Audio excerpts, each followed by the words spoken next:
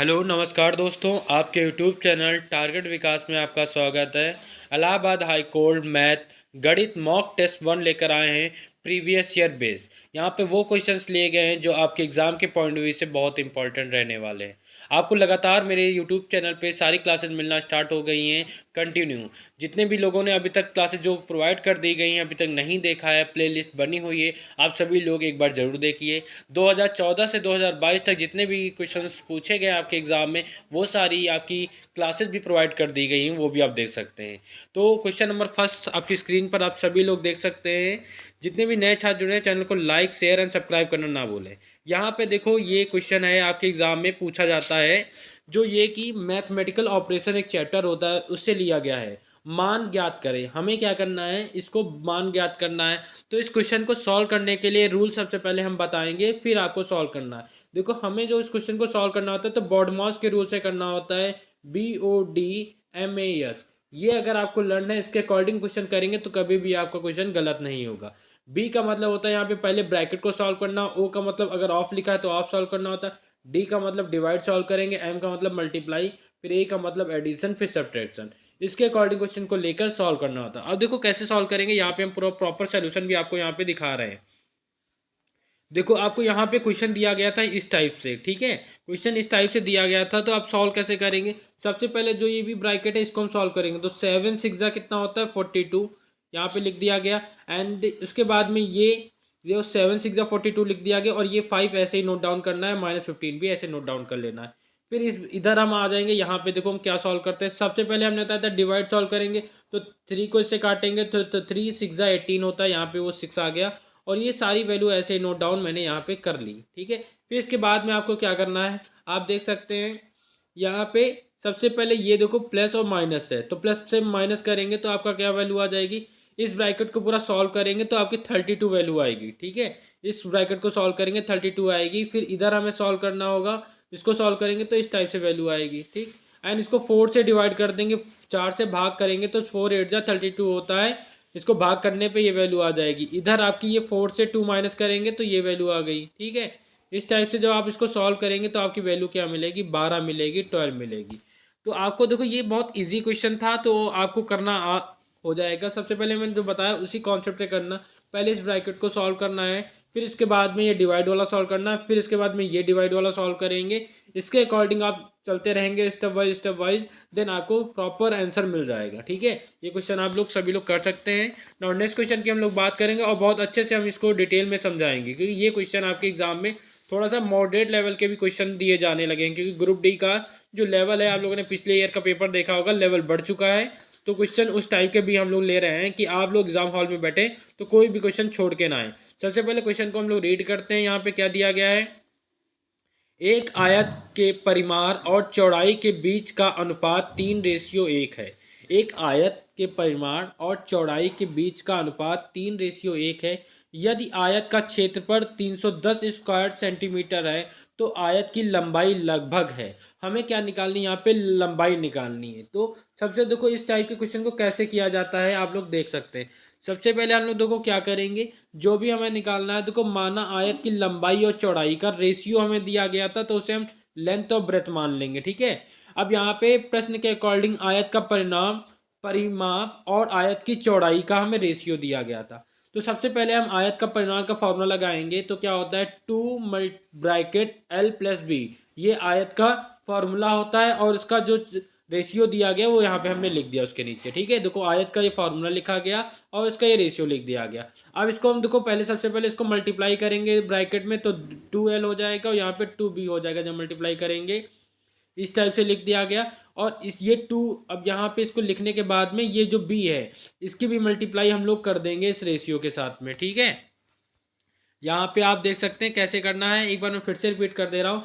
इस 2 से 2L multiply हो जाएगी और 2B हो जाएगी, ये आपने लिख लिया, ठीक है। अब इसके बाद में इस B वाले को हम लोग इधर ले आते हैं, जब ले आएंगे तो इसकी मल्टीप्लाई करेंगे तो हमारा 3B आ जाएगा। अब हमें क्या करना है, यहाँ पे देखो B को B के पास ले आएंगे तो इधर आएगा, प्लस का माइनस हो जाएगा तो 2B हो जाएगा, 3B से 2B जाएगा, आपका क्या बचेगा, B बचेगा। तो B की वैल्यू क्या आ गई हमारी, 2L आ गई। उसके बाद में आयत का क्षेत्रफल हमें कितना दिया गया था, 310 दिया गया था। तो यहाँ पे हम लोग क्या करेंगे, आयत का क्षेत्रफल हमें पता है, उसका आयत का क्षेत्रफल का एरिया ऑफ रेक्टेंगल फॉर्मूला होता है लेंथ इनटू ब्रेथ होता है, और ये हमारी वैल्यू दी गई थी। और बी की वैल्यू हम लोगों ने यहाँ पे निकाल ली, यहाँ पे पुट कर देंगे। पुट करने के बाद में आप जब मल्टीप्लाई करेंगे तो 2l² आ जाएगा, 2l² आ जाएगा। और ये l मल्टीप्लाई में जैसे हो जाएगा 2l², और 2 मल्टीप्लाई में है तो कहाँ आ जाएगा, डिवाइड में। तो 310 को 2 से भाग करेंगे तो आपका 155 मिल जाएगा। फिर 155 मिल जाएगा इस टाइप से, और स्क्वायर हटाएंगे तो अंडर रूट चढ़ाते हैं 155। ये किसकी वैल्यू होती है, ये 12.44 की होती है। तो अकॉर्डिंग टू दिस क्वेश्चन जो आपका करेक्ट ऑप्शन होगा वो आपका डी ऑप्शन करेक्ट ऑप्शन हो जाएगा। नेक्स्ट क्वेश्चन की हम लोग बात करेंगे यहाँ पे। ये देखो बहुत ही अच्छा क्वेश्चन दिया गया है आपके एग्जामों में। दो संख्याएं ए तथा बी तीसरी संख्या से सी से क्रमशः 80% और 50% अधिक है। ए तथा बी का अनुपात क्या है। ठीक है, तो हम क्या करेंगे, सबसे पहले देखो सी को हम लोग मान लेंगे, सी से क्रमशः 80% है तो सी को हम 100% मान लेंगे। अब आप देखो 100% कोई चीज़ है तो उससे ए का क्या हो जाएगा, 80% है तो 100 में 80 ऐड कर देंगे तो 180 आ जाएगा। और बी का कितना दिया गया है, 50%, तो 100 में 50 ऐड कर देंगे तो 150 आ जाएगा। अब आपको अनुपात बताना है तो आप क्या करेंगे, अनुपात में ए रेशियो बी का अनुपात बताना है तो आप इस टाइप से लिख लेंगे। अब 180 को 150 से भाग कर देंगे तो 0 से 0 कट जाएगा, और 3 छाक 18 और 3 पचे 15, तो 6:5 आ जाएगा, जो कि आपका ये आंसर आ गया है। ठीक है, आपको बहुत अच्छा क्वेश्चन लगेगा, इस टाइप के क्वेश्चन आपके एग्जाम में पूछे भी जाते हैं। नेक्स्ट क्वेश्चन की हम लोग बात करेंगे। यहाँ पे दिया गया है, देख सकते हैं, एक्स वाई और जेड एक काम क्रमशः 8, 20 और 25 दिनों में पूरा कर सकते हैं। एक साथ काम करके वे उसी काम को कितने दिनों में पूरा करेंगे। एक बार फिर से मैं क्वेश्चन को रिपीट करता हूँ, अच्छे से समझाने की कोशिश करता हूँ। एक्स वाई और जेड एक काम को क्रमशः 8, 20 और 25 दिनों में पूरा कर सकते हैं। तो एक साथ काम करेंगे, अगर एक साथ काम करेंगे तो वे उसी काम को कितने दिनों में पूरा करेंगे, ये निकालना। तो इस टाइप के क्वेश्चन कभी भी आए तो कैसे करना है आपको देख लीजिए। सबसे पहले अगर इस टाइप के आपको क्वेश्चन एग्जाम में आ जाते हैं तो आप क्या करेंगे, देखो एक्स वाई जेड तीनों की वैल्यू यहाँ लिख लेंगे, फिर एलसीएम निकाल लेंगे। जब एलसीएम निकाल लेंगे, एलसीएम से फिर आपको क्या करना है, इंटू करना है। सेम करने के बाद में तो आपका क्या आ जाएगा, कुल 200 आ जाएगा, कुल कार्य कितना आ जाएगा, 200 कार्य आ जाएगा। फिर देखो जब एक तीनों मिल के काम कर रहे हैं तो तीनों का हम जोड़ करेंगे, जोड़ करने पे एक दिन का कार्य निकालेंगे तो एक दिन का कार्य कितना आएगा, 43 यूनिट आ जाएगा हमारा। ठीक है, उसके बाद में तीनों द्वारा कुल कार्य खत्म करने का तो हम क्या करेंगे, 200 दिन थे और एक दिन का कार्य निकाल लिया, 43 दिन हो गए। अब इससे आप क्या कर देंगे, इस टाइप से पूछ रहा था कि कुल कार्य खत्म करने में लगभग तीनों का एक साथ करेंगे तो कितने दिन में कर पाएंगे, तो वही निकालना था, जो कि आपका ऑप्शन नंबर डी करेक्ट हो गया। एक बार मैं फिर से रिपीट कर दे रहा हूँ, मैं क्या बताना चाह रहा हूँ। देखो क्वेश्चन क्या कह रहा था कि तीनों काम करेंगे। ठीक है, तो तीनों का आप लिख के और एलसीएम निकाल लेंगे। एलसीएम निकालने के बाद उसको जब कार्य की क्षमता निकालेंगे तो आपका कुल कार्य कितना आएगा, 200 आ जाएगा।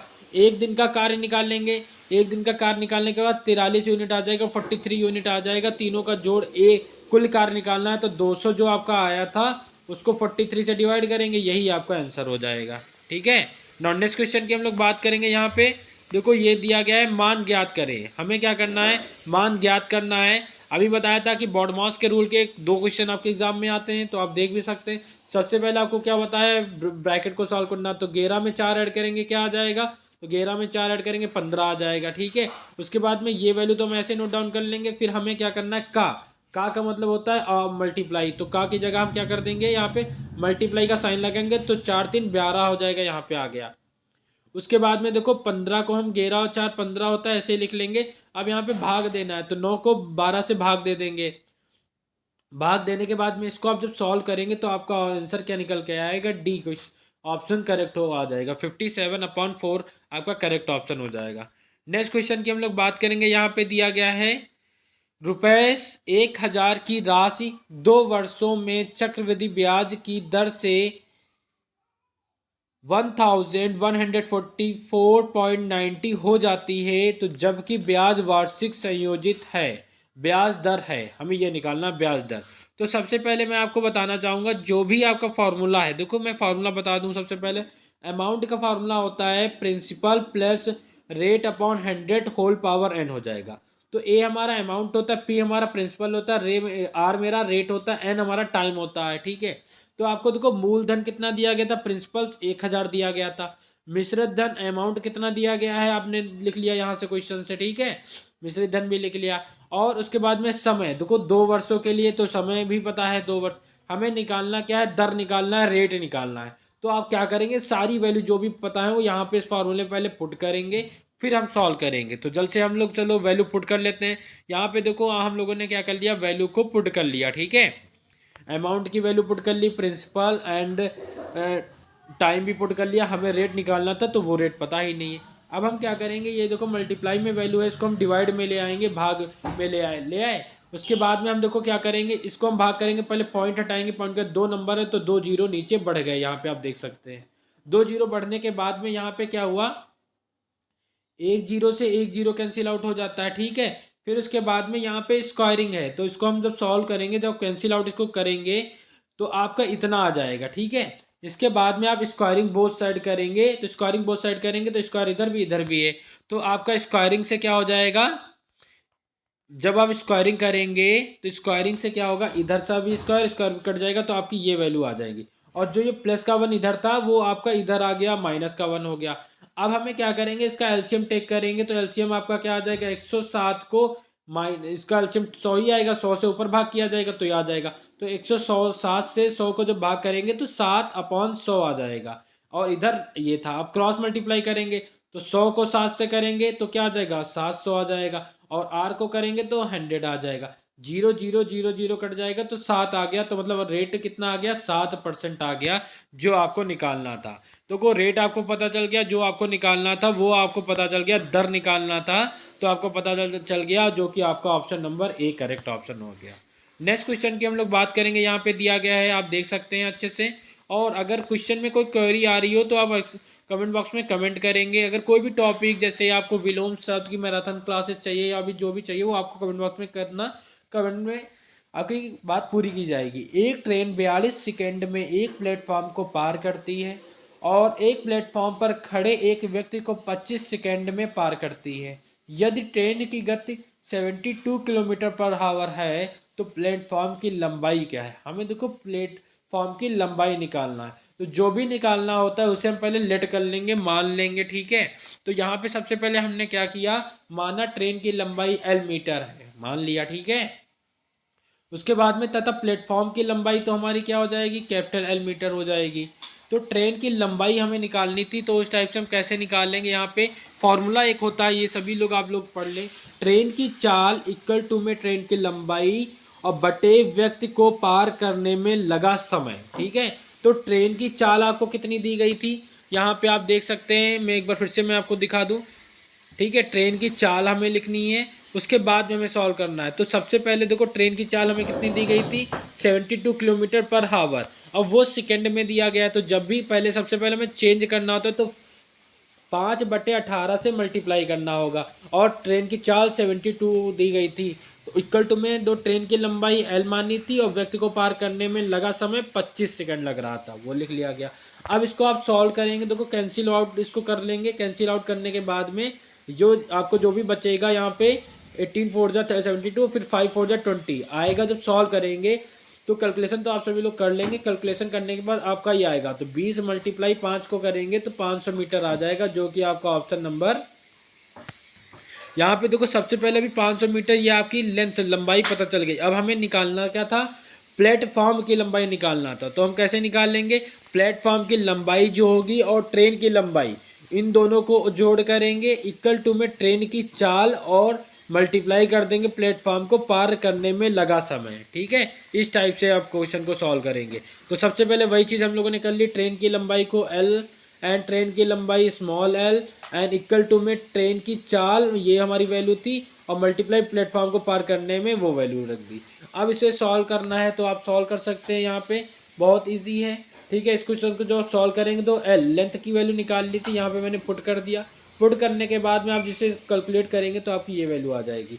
फिर नंबर को नंबर के पास ले जाएंगे, 500 को इधर ले आएंगे तो माइनस करेंगे, 840 से 500 से माइनस करेंगे तो 340 मीटर आ जाएगी, जो कि आपकी लेंथ आ जाएगी, जो कि आपका option number A option correct option हो जाएगा। नेक्स्ट क्वेश्चन की हम लोग बात करेंगे। यहाँ पे आप सभी लोग देख सकते हैं 700 मीटर एक कपड़े का टुकड़ा खरीदा गया था। 700 मीटर एक कपड़ा खरीदा गया था। 20 रुपए की एक ट्रेडिंग चार्ज के बाद 12.5% का लगभग प्राप्त करने के लिए इसे किस मूल्य पर बेचा जाना चाहिए। हमें ये निकालना है कि कॉस्ट प्राइस, कपड़े का कुल लागत मूल्य हमें निकालना है। तो हम देखो क्या हो उसका विक्रय, सबसे पहले देखो हमें निकालना क्या है, विक्रय मूल्य निकालना है। 12.5% का लाभ प्राप्त करने के बाद में हमें विक्रय मूल्य फाइंड करना है। तो हम लोग देखो क्या करेंगे, सबसे पहले कपड़े का कुल लागत मूल्य निकाल लेंगे, मतलब कॉस्ट प्राइस।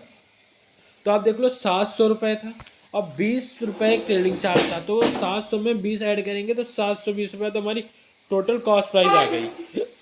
अब हमें विक्रय मूल्य निकालना है, तो उसका फार्मूला क्या होता है, सीपी और जो भी आपका जो था वैल्यू, वो वैल्यू यहाँ पे रखेंगे और डिवाइड बाई 100 करेंगे। जिसको सॉल्व करेंगे तो 810 आ जाएगा, जो कि आपका option number B correct option हो जाएगा। ठीक है। अब यहाँ पे देखो आपके एग्जाम में कभी कभार ग्राफ से रिलेटेड भी क्वेश्चन पूछे जा सकते हैं, तो मैं नहीं चाहता आपके एग्जाम हॉल में आप बैठे और कोई भी क्वेश्चन गलत करके आए। तो इस टाइप के क्वेश्चन को कैसे करेंगे, लाइन ग्राफ लगातार 6 मैचों में एक बल्लेबाज के स्कोर को दर्शाता है। 6 मैचों में उनकी बैटिंग का औसत क्या होगा, ये हमें निकालना है। सबसे पहले देखो हम क्या करेंगे, सबसे पहले यहाँ पे देखो ये दिया गया और ये वैल्यूज दी गई है, और यहाँ पे देखो हमें निकालना क्या था, 6 मैचों में उनकी बैटिंग का औसत। तो औसत निकालने के लिए क्या करते हैं, जितनी भी संख्या है उनका जोड़ और उनसे डिवाइड कर देते हैं। तो सबसे पहले क्या करेंगे, 20 + 11 + 78 + 23 + 45 + 40 + 58, इन सब का 6 मैचों की बैटिंग का औसत निकालना, तो सबका जोड़ कर देंगे। और फिर कितने मैच हुए थे, 1 2 3 4 5 6, तो 6 से हम क्या करेंगे, भाग करेंगे। यहाँ पे आप देख सकते हैं देखो 6 मैचों की बैटिंग का औसत निकालना था, हमने अभी जैसा दिखाया कि सभी का जोड़ करेंगे और भाग कर देंगे। जितने मैच हुए थे तो 6 मैच हुए थे, लेकिन भाग कर दिया।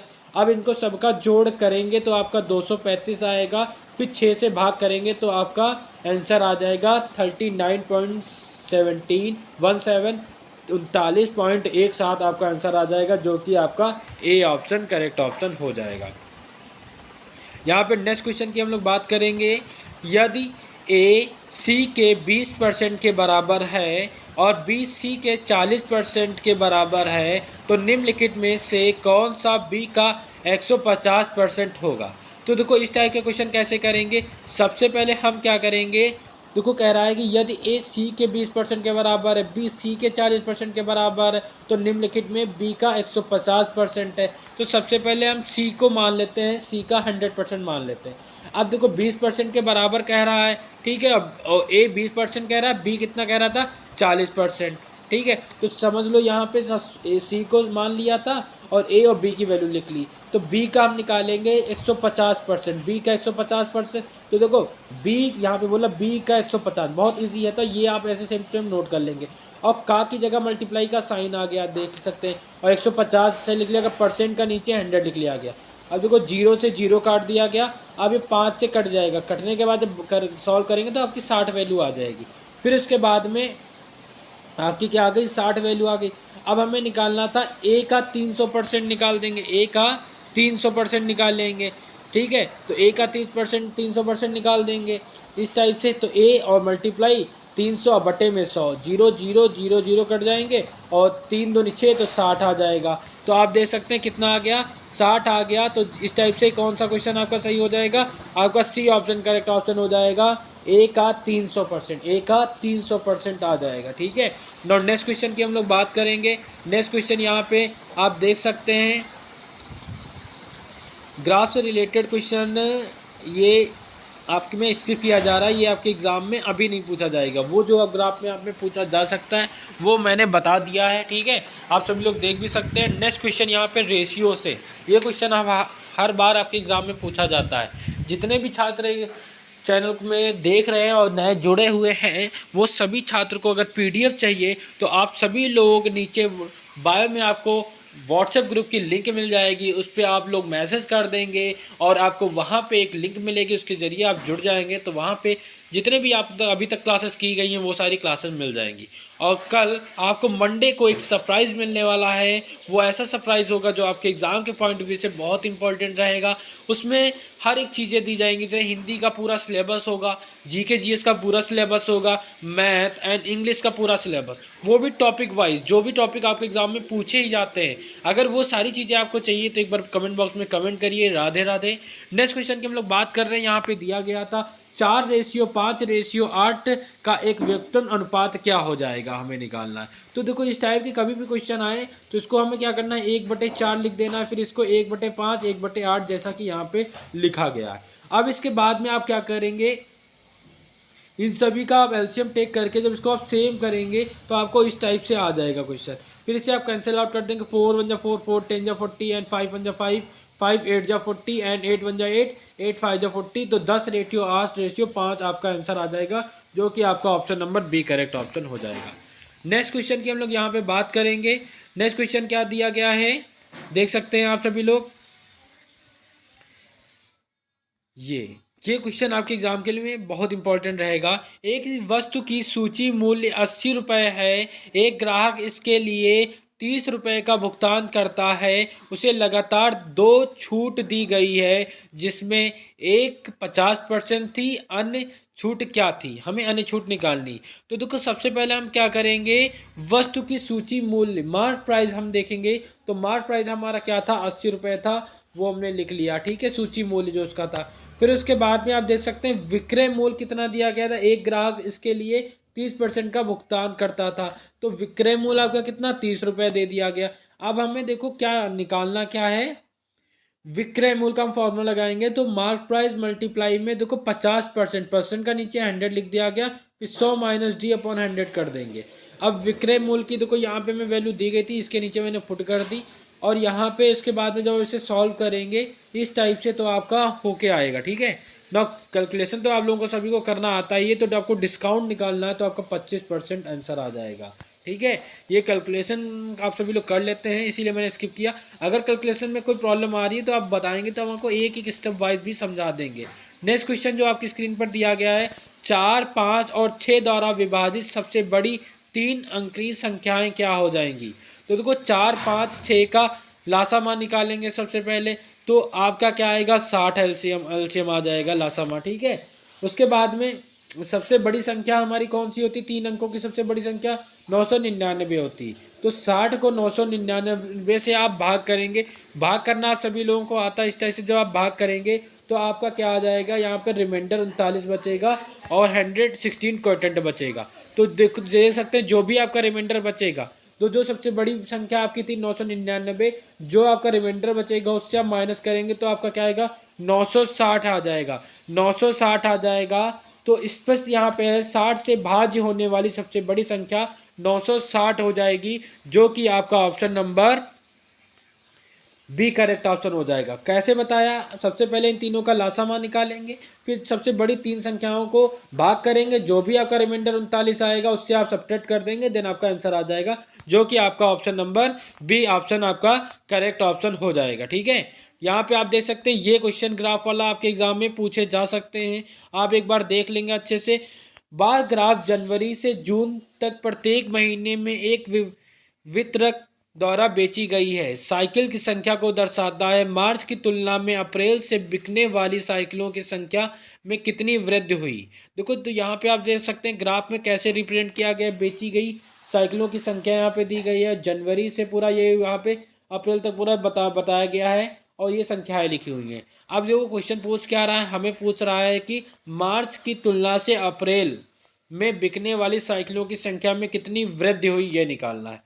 तो इस टाइप के क्वेश्चन हम लोग कैसे करेंगे, सबसे पहले मार्च आप देख लेंगे, तो मार्च से अप्रैल वाला देखेंगे, तो अप्रैल देखो अप्रैल का 105 है, ठीक है। उसके बाद में 105 को हम लोग क्या करेंगे, मार्च का देख लेंगे, तो 105 को 60 से माइनस करेंगे और 60 से भाग करेंगे, इंटू 100 करेंगे। जब आप सॉल्व करेंगे तो 105 से 60 को माइनस करेंगे 45 एंड बटे 60, जीरो से जीरो कैंसिल आउट करेंगे। जब आप इसे कैलकुलेशन करेंगे, सॉल्व करेंगे तो आपका 75% आ जाएगा, जो कि आपका option number D correct option हो जाएगा। ठीक है, नेक्स्ट क्वेश्चन यहाँ पे दिया गया है, एक्स का मान क्या है यदि 21, 26, 49 और एक्स का मध्य 32 है। ठीक है, एक्स का मध्य 32 है तो एक्स का मान ज्ञात करना है। तो सबसे पहले इस टाइप का क्वेश्चन आ जाए, बहुत ही इन सबका जोड़ करेंगे, इन सबका हम क्या करेंगे, जोड़ कर देंगे। जहाँ पे आप देख सकते हैं जोड़ किया, फिर कितनी वैल्यू है, 4 वैल्यू है तो 4 से भाग करेंगे, इक्वल टू में हमारी 32 दी गई तो वो वैल्यू रख देंगे। अब इन सबका जब जोड़ करेंगे तो आपका क्या आ जाएगा, 96 आ जाएगा। और ये नंबर को नंबर के पास ले आएंगे, इधर ले आए, माइनस करेंगे तो आपका 32 आ जाएगा, जो कि आपका option number C correct option हो जाएगा। आप लोग देख सकते हैं कि किस टाइप के क्वेश्चन आपके एग्ज़ाम में आ सकते हैं। इनकी खूब प्रैक्टिस करिए, जिससे कि आपके एग्ज़ाम हॉल में आप कोई भी क्वेश्चन स्किप ना करके आएँ। एक राशि पर 5 वर्षों में 9% प्रतिवर्ष की दर से 1350 कुल साधारण ब्याज प्राप्त हुआ, राशि क्या है। देखो, तो एसआई का फार्मूला क्या होता है हमारा, पीआरटी अपॉन 100 होता है। अब यहाँ पे देखो वैल्यू आपको क्या क्या दी गई है, मूलधन को हम प्रिंसिपल बोलते हैं, दर को रेट बोलते हैं, समय को टाइम बोलते हैं, ये तो आपको क्लियर हो गया। ठीक है, अब यहाँ पे देखो आपको क्या दिया गया था, टाइम, रेट आपको दिया गया था और टाइम भी दिया गया था। तो रेट देखो कितना दिया गया था, 9 दिया गया, तो 9 रेट की जगह हम 9 रख लेंगे। ठीक है, पी और आर, रेट की जगह हम 9 रख लेंगे, और टाइम 5 वर्ष, तो टाइम की वैल्यू 5 रख देंगे, डिवाइड बाई 100 कर देंगे। अब इसके बाद में एसआई की वैल्यू कितनी दी गई थी, 1350 दी गई थी। ठीक है, अब यहाँ पे इसको आप जब सॉल्व करेंगे तो सॉल्व करने पे आपको क्या मिलेगा, 5 को मल्टीप्लाई करेंगे, 5 9 जब 45, इसको जब आप सॉल्व करेंगे तो आपका जो प्रिंसिपल आएगा वो 3000 रुपये आ जाएगा, जो कि आपका option number A option correct option हो जाएगा। ठीक है, ए ऑप्शन आपका करेक्ट ऑप्शन हो जाएगा। ठीक है, तो आप लोगों ने देखा कि किस टाइप से क्वेश्चन आपके एग्जाम में पूछे जा सकते हैं। एक क्वेश्चन, नेक्स्ट क्वेश्चन आपको दिया गया है, पी क्यू से 2 गुनी तेजी से कार्य करता है। पी क्यू से 2 गुनी तेजी से कार्य करता है, यदि क्यू 36 दिनों में स्वतंत्र रूप से उसी कार्य को पूरा कर सकता है, तो पी और क्यू मिलकर कितने दिनों में उस कार्य को पूरा कर सकते हैं, पी और क्यू। सबसे पहले देखो हम क्या करेंगे, यहाँ पे देखो क्यू के द्वारा कितना कार्य किया गया वो लिखेंगे। क्यू द्वारा कार्य पूरा करने में लगा समय 36 दिन। देखो क्यू द्वारा कार्य करने में कितने दिन लगे हुए थे, तो आपके 36 दिन लगे थे, वो लिख लिए गए। एंड पी द्वारा पूरा करने में, तो पी द्वारा करने में देखो हम क्या करेंगे, यहाँ पे पी से क्यू दोगुनी थी, तो पी द्वारा पूरा करने में लगा समय हम क्या करेंगे, 36 को 2 से हम क्या, 2 गुनी कह रहा है तो 2 से हम भाग करेंगे तो क्या आ जाएगा, 18 दिन आ जाएगा। ठीक है, अब उसके बाद में आप देखेंगे तो 18 एकम 18, 18 दूनी 36, तो 1/2 आ जाएगा, तो 36 यूनिट कुल कार्य कितना, 36 यूनिट आ गया। तो अब यहाँ पे पी तथा क्यू द्वारा मिलकर कार्य करने में, तो 36 को अब हम 2 और 3 को ऐड करेंगे, 3 आ जाएगा, 3 से इसको जब आप भाग करेंगे तो 12 दिन आपका आंसर आ जाएगा। इसकी आपको पीडीएफ भी मिल जाएगा ग्रुप में, अगर आप ऐड हो जाते हैं तो वहाँ पे आपको पीडीएफ भी मिल जाएगी। ठीक है, तो आपने देखा कि आपको किस टाइप के क्वेश्चन कराए जा रहे हैं। यहाँ पे लिखा है, यदि विक्रय मूल्य 3 गुना हो जाता है तो लाभ का 5 गुना हो जाता है, लाभ प्रतिशत क्या हो जाएगा। तो देखो इस टाइप के क्वेश्चन में देखो सबसे पहले हम क्या करेंगे, आपको सेलिंग प्राइस क्या हो जब भी निकालना होगा तो प्रॉफिट प्लस कॉस्ट प्राइस बना के एक इक्वेशन छोड़नी होती। अब यहाँ पे हम देखो क्या कह रहा था, विक्रय मूल्य 3 गुना है, तो देखो विक्रय मूल्य को हमने 3 गुना कर दिया। ठीक है, और उसके बाद में 5 गुना हो जाता है आपका क्या, प्रॉफिट हो जाता है, तो 5 गुना प्रॉफिट को कर दिया, इक्वल टू में सीपी इक्वेशन 2 बना के छोड़ दी। अब इक्वेशन जो हमारी दूसरी है इसको माइनस कर देंगे, जब माइनस करेंगे तो आपको ये वैल्यू मिल जाएगी। फिर उसके बाद में आप जब परसेंटेज निकालेंगे तो इस टाइप का आपका 100% आपका आंसर आ जाएगा। तो उम्मीद करता हूँ आपको क्वेश्चन समझ में आए होंगे। अगर ये क्लास आपको अच्छी लगी है तो एक बार लाइक, कमेंट एंड शेयर करना ना भूलें। नमस्कार दोस्तों, धन्यवाद।